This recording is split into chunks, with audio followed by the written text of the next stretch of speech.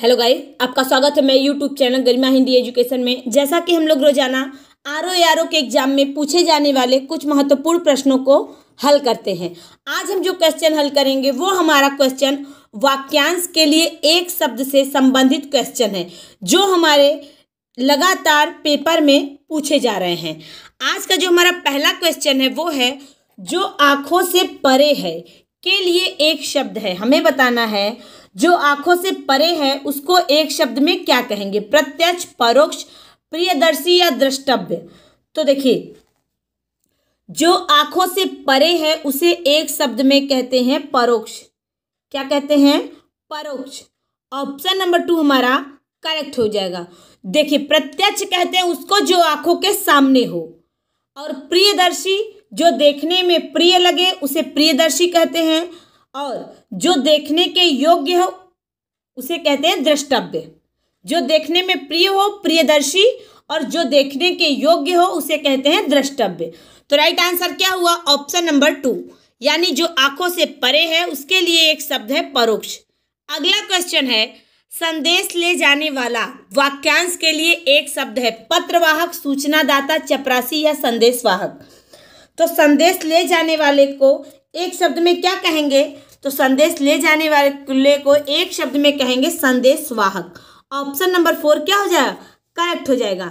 संदेश ले जाने वाले को संदेशवाहक कहते हैं। पत्रवाहक उसे कहते हैं जो पत्र को ले जाता है, उसे कहते हैं पत्रवाहक। और सूचना देने वाले को सूचनादाता कहते हैं। क्या कहते हैं? सूचनादाता। और किसी संस्थान अथवा कार्यालय में जो नियुक्त होते हैं उसे क्या कहते हैं? चपरासी या अनुचर भी कहते हैं। तो राइट आंसर क्या हुआ? Option number 4। अगला क्वेश्चन है, जिस स्त्री का पति जीवित है वाक्यांश के लिए एक शब्द है पतिव्रता, सधवा, विवाहिता या अनुरक्ता। तो देखिए, जिस स्त्री का पति जीवित है उसको एक शब्द में क्या कहते हैं? सधवा। क्या कहते हैं? सधवा। ऑप्शन नंबर 2 क्या हो जाएगा? करेक्ट हो जाएगा। जिस स्त्री का पति जीवित है उसे क्या कहते हैं? सधवा। अगर यही जिस स्त्री का पति जीवित नहीं है उसे क्या कहते हैं? विधवा। उसे क्या कहते हैं? विधवा। या जिस पति का पत्नी मर गई हो, यानी जिस पति की पत्नी मर गई हो उसे क्या कहते हैं? विधुर। उसे क्या कहते हैं? विधुर। और जो शादीशुदा हो उसे कहते हैं विवाहिता। अगला क्वेश्चन है, व्यर्थ खर्च कर डालने वाला वाक्यांश के लिए एक शब्द है अपव्ययी, फिजूल खर्च, मितव्ययी या कृपण। तो व्यर्थ खर्च कर डालने वाले को एक शब्द में कहते हैं अपव्ययी। क्या कहते हैं? अपव्ययी। ऑप्शन नंबर 1 हमारा करेक्ट हो जाएगा। फिजूल खर्च किसे कहते हैं? तो आय से अधिक बेकार में खर्च करने वाले व्यक्ति को एक शब्द में कहते हैं फिजूल खर्च। क्या कहते हैं? फिजूल खर्च। और मितव्ययी किसे कहते हैं? तो कम खर्च करने वाले व्यक्ति को मितव्ययी कहते हैं। और कृपण किसे कहते हैं? तो जो जरा सा भी खर्च ना करे उसे कहते हैं कृपण।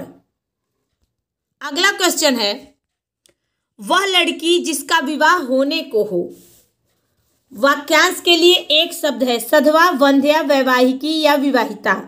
तो वह लड़की जिसका विवाह होने को हो उसके लिए एक शब्द होगा, क्या होगा? वैवाहिकी। क्या होगा? वैवाहिकी।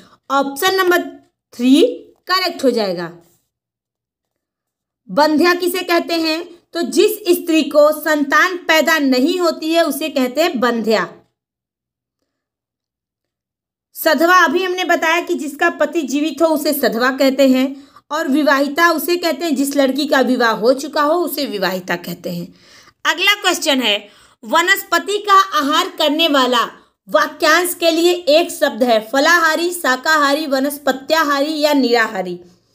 तो वनस्पति का आहार करने वाला वाक्यांश के लिए एक शब्द होता है क्या? वनस्पत्याहारी। क्या होगा? वनस्पत्याहारी। ऑप्शन नंबर 3 करेक्ट हो जाएगा। फल का आहार करने वाले को फलाहारी कहते हैं, और साग सब्जी आहार में लेने वाले को शाकाहारी कहते हैं, और जो आहार नहीं करते हैं उसे कहते हैं निराहारी। अगला क्वेश्चन है, जिस पर मुकदमा चलाया गया हो, वाक्यांश के लिए एक शब्द है, अभियोगी, प्रतिवादी, अभियुक्त या द्रुतगामी।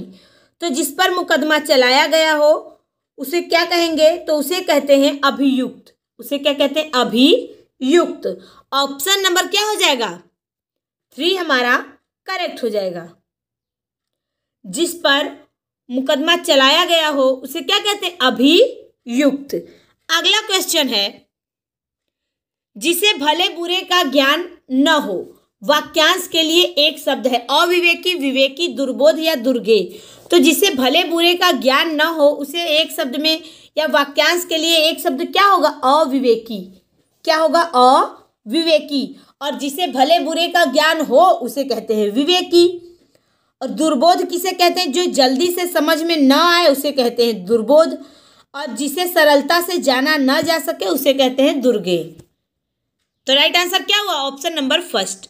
अगला क्वेश्चन है, जो अभी अभी उत्पन्न हुआ हो, वाक्यांश के लिए एक शब्द है, दत्तक, अद्य, प्रसून, अंत्यज या प्रसून।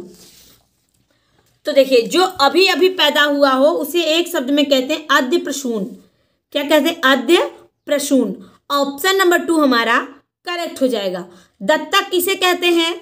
तो गोद लिया हुआ पुत्र को दत्तक कहते हैं। क्या कहते हैं? दत्तक। अंत्यज किसे कहते हैं? तो जिसने निम्न जाति में जन्म लिया हो उसे अंत्यज कहते हैं। प्रसू किसे कहते हैं? तो प्रसू माता को कहते हैं, यानी जन्म देने वाली माता को क्या कहते हैं? प्रसू कहते हैं। अगला क्वेश्चन है, स्वेद से उत्पन्न होने वाला वाक्यांश के लिए एक शब्द है, स्वेदज, अंडज, पिंडज, उभयज। तो देखिए, स्वेद से उत्पन्न होने वाले को एक शब्द में क्या कहेंगे? उसे कहेंगे स्वेदज। क्या कहेंगे? स्वेदज। अंडे से उत्पन्न होने वाले को अंडज कहते हैं और पिंड से उत्पन्न होने वाले को पिंडज कहते हैं। उभयज किसे कहते हैं? दोनों से उत्पन्न होने वाले को एक शब्द में उभयज कहते हैं। अगला क्वेश्चन है, जहां खाना मुफ्त में मिलता है, वाक्यांश के लिए एक शब्द है, सदावर्त, सदाशिव, सदाभाव या सदासुख।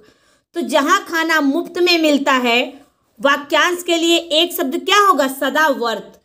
क्या होगा? सदावर्त। ऑप्शन नंबर फर्स्ट हमारा करेक्ट हो जाएगा। सदाशिव किसे कहते हैं? सर्वदा कल्याण करने वाले को सदाशिव कहते हैं। सदाभाव किसे कहते हैं? तो देखिए, सदा रहने वाले को सदाभाव कहते हैं और सुखी रहने वाले को सदासुख कहते हैं। अगला क्वेश्चन है, जिस समय बड़ी मुश्किल से भिक्षा मिलती है, वाक्यांश के लिए एक शब्द है, अकाल, दुर्दिन, दुर्भिक्ष या दुर्धर्ष। तो देखिए, जिस समय बड़ी मुश्किल से भिक्षा मिलती है उसे क्या कहेंगे? तो जिस समय बड़ी मुश्किल से भिक्षा मिलती है उसे कहते हैं दुर्भिक्ष। क्या कहते हैं? दुर्भिक्ष। ऑप्शन नंबर 3 हमारा करेक्ट हो जाएगा। अकाल किसे कहते हैं? जो बिना काल का हो उसे अकाल कहते हैं। दुर्दिन किसे कहते हैं? बुरे दिन के लिए एक शब्द जो होता है वो होता है दुर्दिन। और दुर्धर्ष किसे कहते हैं? जिसे वश में करना कठिन हो उसे कहते हैं दुर्धर्ष। अगला क्वेश्चन है, जो गणना के अयोग्य हो, वाक्यांश के लिए एक शब्द है, अगणनीय, नगण्य, असंख्य या गणनीय। तो जो गणना के अयोग्य हो, वाक्यांश के लिए एक शब्द होता है नगण्य। जिसकी गणना न की जा सके उसे क्या कहेंगे? नगण्य। और जिसकी गणना न की जा सके उसे क्या कहते हैं? नगण्य। और जिसकी गणना की जा सके उसे कहते हैं गणनीय। क्या कहते हैं? गणनीय। और जिसकी संख्या सीमित न हो उसे कहते हैं असंख्य। अगला क्वेश्चन है, जिसका आदि व अंत न हो, वाक्यांश के लिए एक शब्द है, अनंत, अनादि अनंत, मृत्युंजय, आद्यपांत। तो देखिए, जिसका आदि व अंत न हो, वाक्यांश के लिए एक शब्द क्या होगा? अनादि अनंत। क्या होगा? अनादि अनंत। ऑप्शन नंबर 2 हमारा करेक्ट हो जाएगा। जिसका आदि व अंत न हो उसे कहते हैं अनादि अनंत। आद्योपांत किसे कहते हैं? तो आदि से अंत तक को आद्योपांत कहते हैं। क्या कहते हैं? आद्योपांत। मृत्युंजय किसे कहते हैं? जिसने मृत्यु पर विजय प्राप्त कर ली हो उसे कहते हैं मृत्युंजय। और जिसका अंत न हो उसे कहते हैं अनंत। अगला क्वेश्चन है, जो बहुत आगे तक की बात सोचकर काम करता हो, वाक्यांश के लिए एक शब्द है जिज्ञासु, जिज्ञासा, सर्वज्ञ या अग्रसोची। तो देखिए, जो बहुत आगे तक की सोचकर बात काम करे उसे कहते हैं अग्रसोची। क्या कहते हैं? अग्रसोची। ऑप्शन नंबर 4 हमारा करेक्ट हो जाएगा। जो बहुत आगे तक की बात सोचकर काम करता है उसे कहते हैं अग्रसोची। जिज्ञासु किसे कहते हैं? तो जानने की इच्छा रखने वाले को जिज्ञासु कहते हैं। सर्वज्ञ किसे कहते हैं? जो सब कुछ जानता हो उसे सर्वज्ञ कहते हैं। उसे क्या कहते हैं? सर्वज्ञ कहते हैं। और जिज्ञासा किसे कहते हैं? तो जानने की इच्छा को ही क्या कहते हैं? जिज्ञासा कहते हैं। अगला क्वेश्चन है, जो मृत्यु के मुख में आने को है, वाक्यांश के लिए एक शब्द है मृत्युंजय, मरणासन, मृत या मरणोन्मुख। तो देखिए, जो मृत्यु के मुख में आने को है उसे एक शब्द में क्या कहेंगे? मरणोन्मुख। क्या कहेंगे? मरणोन्मुख। ऑप्शन नंबर 4 हमारा करेक्ट हो जाएगा। मृत्युंजय किसे कहते हैं? तो जिसने मृत्यु पर विजय प्राप्त कर ली हो उसे मृत्युंजय कहते हैं। अगला क्वेश्चन है, जो स्मरण करने योग्य है, वाक्यांश के लिए एक शब्द है स्मरण। जो स्मरण करने योग्य है उसको एक शब्द में क्या कहेंगे? संस्मरण, स्मरणी, विस्मरणी या स्मरारी। तो देखिए, जो स्मरण करने योग्य हो उसे कहते हैं स्मरणी। उसे क्या कहते हैं? स्मरणी। ऑप्शन नंबर 2 क्या हो जाएगा? करेक्ट हो जाएगा। और जो भूलने योग्य हो उसे कहते हैं विस्मरणी। उसे क्या कहते हैं? विस्मरणी। अगला क्वेश्चन है, जिस पर विश्वास किया गया है, वाक्यांश के लिए एक शब्द है विश्वामित्र, विश्वसनीय, विश्वासघात या विश्वस्त। तो देखिए, जिस पर विश्वास किया गया है, वाक्यांश के लिए एक शब्द होता है विश्वस्त। क्या होता है? विश्वस्त। ऑप्शन नंबर 4 क्या हो जाएगा? करेक्ट हो जाएगा। जिस पर विश्वास किया जा सके उसे कहते हैं विश्वसनीय, और जिस पर विश्वास किया गया है उसे कहते हैं विश्वस्त। अगला क्वेश्चन है, ऐसा ग्रहण जिसमें सूर्य पूरा ढक जाए, वाक्यांश के लिए एक शब्द है खग्रास, चंद्र ग्रहण, पूर्णिमा, अमावस्या। तो देखिए, ऐसा ग्रहण जिसमें सूर्य पूरा ढक जाए, वाक्यांश के लिए एक शब्द होता है खग्रास। क्या होता है? खग्रास। ऑप्शन नंबर 1 क्या हो जाएगा? करेक्ट हो जाएगा। पूर्णिमा किसे कहते हैं? जिस दिन पूर्ण चंद्रमा दिखाई देता है उसे पूर्णिमा कहते हैं। और जिस रात चंद्रमा बिल्कुल दिखाई नहीं देता उसे अमावस्या कहते हैं। चंद्र ग्रहण किसे कहते हैं? सूर्य और चंद्रमा के बीच पृथ्वी आ जाते हैं तो उसे कहते हैं चंद्र ग्रहण। लेकिन ऐसा ग्रहण जिसमें सूर्य पूरा ढक जाए उसे कहते हैं खग्रास। तो राइट आंसर क्या हुआ? Option number 1। अगला क्वेश्चन है, ज्ञान नेत्र से देखने वाला अंधा व्यक्ति, ज्ञान चक्षु, त्रिकालदर्शी, दिव्य चक्षु या दृष्टि दोष। तो देखिए, ज्ञान नेत्र से देखने वाला अंधा व्यक्ति के लिए एक शब्द होता है ज्ञान चक्षु। क्या होता है? ज्ञान चक्षु। ऑप्शन नंबर क्या हो जाएगा? 1 हमारा करेक्ट हो जाएगा। ज्ञान नेत्र से देखने वाला अंधा व्यक्ति को क्या कहेंगे? ज्ञान चक्षु। त्रिकालदर्शी किसे कहते हैं? भूत, वर्तमान और भविष्य को देखने वाले को त्रिकालदर्शी कहते हैं। क्या कहते हैं? त्रिकालदर्शी। चक्षु ज्ञान, देखिए, ज्ञान चक्षु तो हो गया, ज्ञान के नेत्र से देखने वाला अंधा व्यक्ति।